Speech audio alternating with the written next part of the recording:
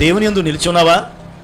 దేవుని యందు నిలిచి ఉంటే నీవు పాపము చేయలేవు. దేవుని యొక్క ఆజ్ఞకు లోబడగలుగుతావు. పాపం అంటే ఏంటి? ఆజ్ఞాతిక్రమమే పాపం. అంటే దేవుని ఎరిగిన వారు దేవుని ఆజ్ఞలకు లోబడతారు. దేవుని ఆజ్ఞలకు లోబడి వారు జీవిస్తారు. అంతేగా వాక్యం ఎంత స్పష్టంగా ఉంది. దేవుని మాటకు లోబడుతున్నావా? దేవుని ఆజ్ఞలు, దేవుని యొక్క మాటలు అంటే కేవలం 10 ఆజ్ఞలే కాదు, కేవలం ఆ నిర్గమాకాండంలో రాసినవి, ద్వితీయోపదేశకాండంలో రాయబడినవి మాత్రమే కాదు. ఇంకా కొత్త నిబంధనలో చాలా ఉన్నాయి.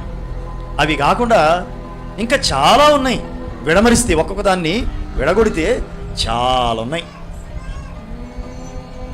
ఆహారము కాని దాని కొరకు నీ రోకలు ఎలా వెచ్చించదువు, ఖర్చు చేస్తావు. దేనికోసం? దేవుడు ఎక్కడైనా కైని తినొద్దని రాసుందా?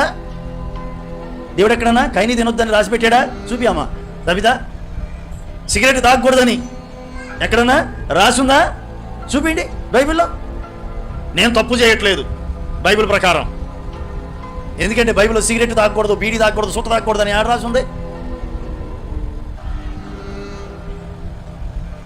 కైని తినకూడదని ఎక్కడ రాసింది?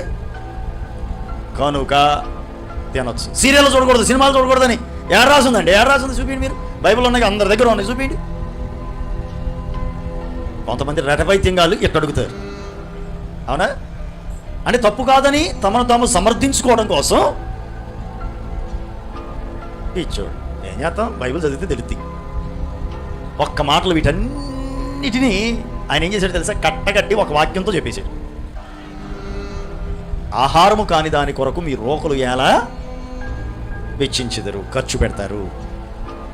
ఇప్పుడు చెప్పండి, సిగరెట్ తాగడం అది ఆహారమా? ఆహారం అది కాదుగా. కైని ఆహారం అది కాదుగా.